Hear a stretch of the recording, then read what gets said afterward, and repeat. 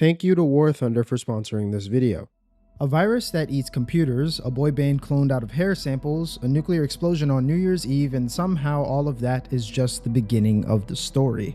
This is the Infestation. Not just the gross meat monsters you speedrun through on your way to extraction. This video is the full picture, from a walled city in 1999 through nuclear wars all the way to the biomechanical nightmare that chews through entire planets in the far future. The earliest known record of the technocyte virus traces back to 1997 inside a city-state called Hovania, a walled city somewhere in what would be Central or Eastern Europe. By the time 1999 rolled around, the outbreak was bad enough that it would be regarded as the plague year. Before journalist Eleanor Nightingale published her article, The Tech Rot Festering Beneath Hovania, the disease had a different name: testudo syndrome. Testudo is Latin for turtle. The reason, one of the earliest and most obvious symptoms was patches of skin hardening into tough plate-like growths, like a shell forming on the outside of your body. At the time, nobody knew what to make of it. It looked terminal. Techrot, the name given to the 1999 strain, was weird compared to what the infestation became later on. The Techrot, like its name suggests, eats technology, almost exclusively: CRT monitors, keyboards, internet cables, arcade machines, speakers. You get the gist. It consumes data and hardware, then spits out twisted monsters. These things shamble around looking for anything else to infect, and unlike the future infestation, the Techrot is classified as its own separate faction. In the game's codex, it has its own section. If you spawn Techrot and Infested together in the simulacrum, they will actually fight each other. Same virus, different evolutionary paths. The Hovanian government's response was about as graceful as you'd expect. Martial law, full military lockdown. A private military group called the Skuldra took control of the city. They banned technology that was vulnerable to the infection, set up checkpoints and barricades across the streets, and deployed a chemical agent called effervescent gas, a highly corrosive substance to burn the Techrot off the surface. That's some heavy foreshadowing. It sort of worked. On the surface, at least. Underground, completely lost. The subway tunnels, the transit railways, the malls beneath the city, all of it was swallowed by the Techrot. Infested growths covered entire subway stations. The surface belonged to the Skuldra, everything below belonged to the virus. And the Skuldra themselves weren't exactly heroes. Lieutenant Victor Vadyanoy openly admitted to using the crisis as an excuse to purge people he considered undesirable from the city. The gas they used on the Techrot, just as harmful to regular people. The citizens of Hovania were trapped between a virus that wanted to eat their computers and a military that didn't care if they survived. Then, Albrecht Intrati showed up. Intrati, an Orican scientist from the far future, traveled back in time and arrived in Hovania under aliases like Dr. Friday or Dr. Intrati. Officially, he was offering healing and treatment to Techrot victims, but for the people who volunteered for his more experimental procedures, he offered something else entirely: Helminth infusions, samples of the Helminth strain from his own time period, the same strain that would eventually be used to create Warframes. He injected these into people suffering from testudo syndrome. The idea was to stabilize the mutation, to take those hardening skin patches and turn them from a disease into armor. And, this is the important part, keep the person's mind intact while doing it. Many volunteers died on the table. That is not sugar-coated in the lore. Eleanor Nightingale's own dialogue references hospitals full of dead people he tested on before us. But the ones who survived, they became something new: partial Warframes. People who had the power of a Warframe but still kept their humanity. They were called Proto-Frames, and the survivors formed a group called the Hex, the Round Table, and most recently, the Devil's Triad. So far, we know 13 people made it through Intrati's experiments and came out the other side as Proto-Frames. Not all of them were Techrot victims. The Hex and the Round Table set up shop in an abandoned mall in Hovania and turned it into a combination of an HQ and a garage. Their mission: find Dr. Intrati, fight the Skuldra, fight the Techrot, try to survive past midnight on Y2K. Because on New Year's, Hovania's nuclear reactor was going to explode thanks to a Y2K related failure, and take the entire city with it. The Devil's Triad is solely devoted to seeing if the Orican proto-frame Roth is redeemable, because the redeeming of one Orican individual is on the same scale of trying to redeem the literal devil, hence the name. Technically, these are the first Warframes, but time shenanigans. And then there's the boy band. Yes, I said boy band. Online was the biggest musical act in Wholevania. Zeke, Jobit, Hard Drive, DJ Rom, and Packet. Think Backstreet Boys, think NSYNC, but in a fictional Eastern European city-state during an apocalypse. Behind the scenes, their manager Gregory V at Hitmaker got tired of dealing with actual human beings who had opinions and complaints. So when the Wholevanian government approached him with an offer to replace them with obedient clones, he was all for it. Intercepted emails hacked by Amir at Aoi's request revealed the timeline. As early as 1997, the government was using Technosite for something called the Technosite Coda Project. By February 1998, Gregory V had sent DNA samples from the band, collected from hairbrushes in their dressing rooms, to a government director. By August 1998, the director was describing the Coda prototypes as predictable, standardized, and controlled, music to Gregory's ears. By December 1999, they were planning to have the Coda replace online for off-camera interviews, with hopes of eventually copying their physical appearance entirely. The problem? The Techrot had its own plans. The Coda broke free from government control and fell under the Techrot hive mind. This whole subplot, and this is not a joke, is partly inspired by Warframe's creative director, Rebecca Ford, accidentally infecting her family computer with a virus while trying to download boy band music off of Napster. Now that's lore. Here's where we zoom out. The Techrot didn't stay in Wholevania. After 1999, it became a global problem, and humanity's answer to a global biological nightmare was, of course, nuclear weapons. That decision kicked off the first of the radiation wars, at least 18 of them, a series of devastating conflicts aimed at wiping out the Technosite virus through sheer firepower. It was at best a costly stalemate. The wars raised much of Earth, but they also set the stage for something else. Eleanor Nightingale and the Drifter both agree. The radiation wars were the catalyst for the rise of the Orokin. The destruction thinned out ordinary civilization. The only people guaranteed to survive were the wealthy elites with access to luxury bunkers, and from those ashes, the Orokin Empire emerged. An advanced, oppressive civilization that would eventually conquer the entire solar system. The Orokin, for the most part, beat the Technosite back. They culled it until it was nearly gone from the origin system, showing up only in minor outbreaks on outer colonies. For a while, the infestation was a solved problem. Then the Orokin turned a plague into a weapon, and if there's one thing history proves, it's that desperation breeds innovation in warfare. Speaking of which, War Thunder is the most comprehensive vehicle combat game ever made, and it's completely free on PC, consoles, and mobile. You've got over 2,500 vehicles at your disposal: tanks, planes, helicopters, ships, spanning 10 major nations from the 1920s all the way to the modern era. And the detail here is no joke. The game is incredibly realistic. War Thunder runs one of the most sophisticated damage models in gaming. Every engine, fuel tank, weapon, and crew member is individually modeled, and when a vehicle goes down, the X-ray view shows you exactly where the shell hit and what it destroyed. It's the kind of simulation that rewards you for actually understanding how these machines work. Join War Thunder's 95 million players in epic PvP battles for free using my links in the pinned comment and description. For new and returning players who haven't logged in for at least 6 months, I've got a bonus pack waiting for you on PC or console. The exclusive Eagle of Valor decorator, 100,000 Silver Lions, and 7 days of premium account. It's free, it's limited time, so grab it. Thanks to War Thunder for sponsoring the lore. Now let's get back to it. Then the old war happened, and the Orokin got desperate enough to open that biomechanical black box again. What happened next wasn't one virus anymore. There are several new strains with their own rules.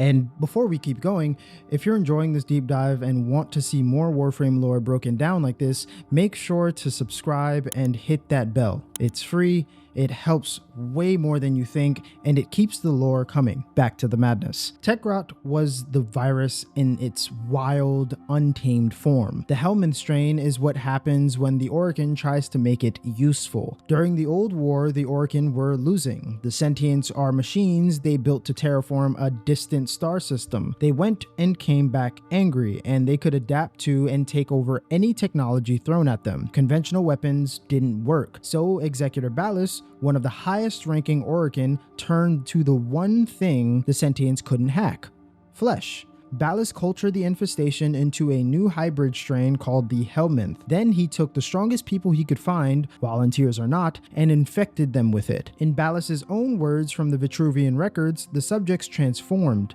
Their skin hardened into sword steel, their organs interlinked with untold resilience, and their minds appeared free of the infested madness. Or so the Orokin thought. Because here's the thing about turning people into bioweapons. They tend to have opinions about it. The first generation Warframes were feral, uncontrollable. They turned on their creators just as fast as they turned on the sentients. Every single one a failure. The Orokin had built living weapons that hated them, which at this point seems like it should have been predictable. They don't have many friends. The solution came from an unexpected place. The Tenno. Children from the Zariman 10-0 ship, warped by exposure to the void, had the ability to calm and control the Warframes through a process called transference. The Warframe became the body, the Tenno became the mind, and together they were the most effective fighting force the Origin system had ever seen.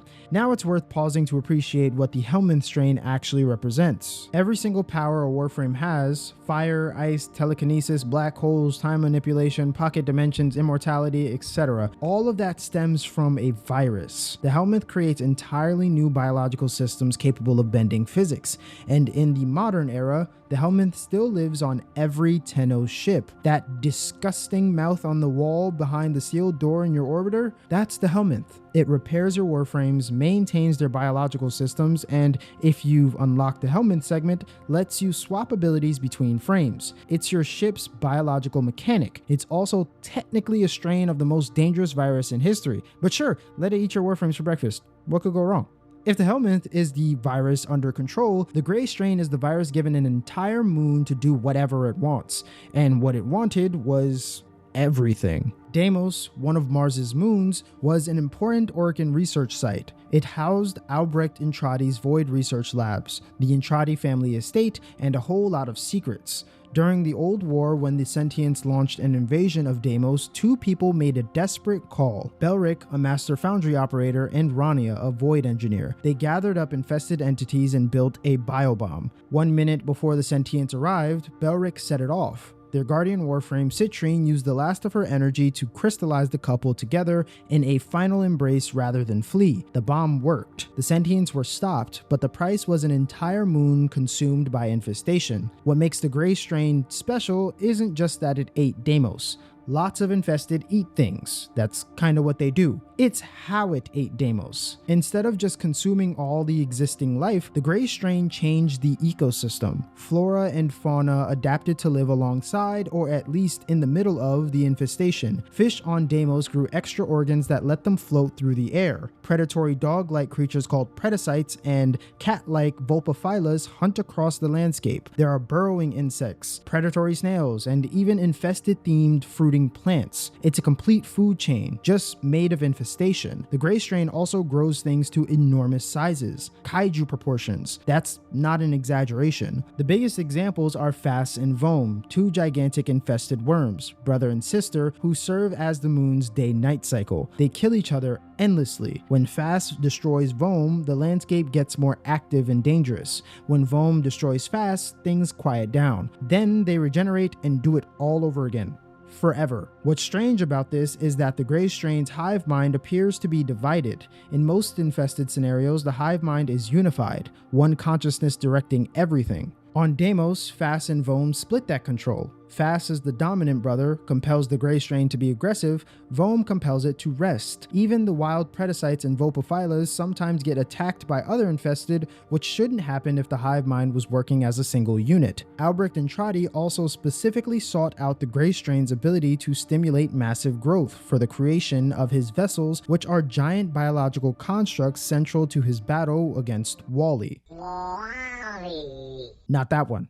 Better. So even within the Orokin era, the Grey Strain had properties no other strain could match, and the Intradi family themselves still living on Deimos, partially infested, maintaining their consciousness through special treatments but permanently changed. The next strain poses a fun question. What happens when a corpus scientist with more ambition than sense figures out what Warframes actually are? Alad V was obsessed with Warframes. He dissected them, he studied them, and when he figured out that they were built from the Technocyte virus, he decided to make his own strain, the Mutalisk strain. After Alad V's work, the wild infestation had a clear limit. It could infest things, but it couldn't take over mechanical entities, a stark contrast to its origins. Robots, Moas, Ospreys, the Corpus's entire robot army was safe. The Mutalisk strain broke that rule. Alad V enhanced the virus's ability to interface with technology, allowing it to fully take over advanced Corpus robotics. But the real proof is how far this went. The Jordis Golem, a digital consciousness living in the data network called the Weave, a Cephalon, was consumed by the Mutalisk strain. An entire ship and its digital pilot fused into one being. Cephalons are supposed to exist as pure data. The fact that the infestation reached into the digital world and grabbed one is terrifying on a level that doesn't get talked about enough. And Alad V himself, the strain eventually overcame him, drove him insane. He got better, sort of, but not before releasing something into the system that the Corpus would really prefer he hadn't. Every other strain of the infestation spreads through violence. The next strain is the most terrifying by light years. The emissary strain spreads through deception. A mute boy named Arlo was found on Eris, one of the most infested saturated planets in the system, by an exiled man named Kenga. Arlo had supposedly died 3 years earlier, but there he was, alive, and he could heal people. Gray vein, white lung, parasitic liver, clone rot, bone spurs, Arlo could cure it all with a touch. Word spread fast. Nor Knight, the system's underground radio host, called him the emissary of Eris. Sick people from across the system flocked to him. Kenga became his speaker, his handler, building a growing following of loyal devotees. Some of them were so devoted they started exposing themselves to infested spores on purpose to prove their commitment to his power. Then came the Grand Assembly. Bodies packed together, Kenga removed his mask and revealed he was still sick, sicker than ever, and Arlo finally opened his mouth. What came out was something black, splitting him apart from the inside. Arlo was a lure, an evolved strain of the infestation wearing the shape of a child, using fake healings to secretly assimilate every person he cured into the infested hive mind. The emissary strain is an anglerfish, and Arlo was a pretty light. It's so pretty. Kenga had been part of the hive mind from the very beginning, building an army right under everyone's noses. The cult became armed humanoid-infested entities led by the Zealoid prelate, carrying infested weapons. The genius of this strain is what separates it from everything else the infestation has done. It didn't try to overpower anyone. It didn't eat any robots. It manipulated social trust. It identified that people would come willingly if you offered them hope, and it exploited that. The virus understood psychology. That is a sentence that should make you uncomfortable. One more strain worth remembering is the derelict strain. This is the infestation in its simplest form. The virus was left alone on abandoned Orican ships for centuries after the Empire fell. These ships drifted through space, completely overtaken. The infestation inside them aged, and aging infestation gets strange. Lephantis, a massive three-headed boss, was found in a derelict. It could speak telepathically, very basic words, but the fact that a wild, infested entity developed speech at all suggests that given enough time, the hive mind reaches for intelligence on its own. But don't confuse age with power. The derelict strain is probably the weakest. Strength in the Technocyte virus comes from what it's been forced to adapt to, and the derelicts haven't been forced to adapt to anything. They've just been sitting there, rotting in peace, which, for a virus, is basically retirement. Still, even the weakest strain was enough to keep Warframes busy. That says more about the baseline threat of the Technocyte than it does about the derelict strain. We've covered where the Technocyte came from and what its different strains look like. Now we need to talk about how it actually works. How does a virus eat a person? How does it eat a robot? How does it build a three-headed monster? This section gets into the biology, or at least what passes for biology when your pathogen is part fungus, part virus, and part nanomachine fever dream. The game describes the infestation as a microscopic, parasitic, techno-organic pathogen. That's a lot of words, so let's break it it down. Microscopic,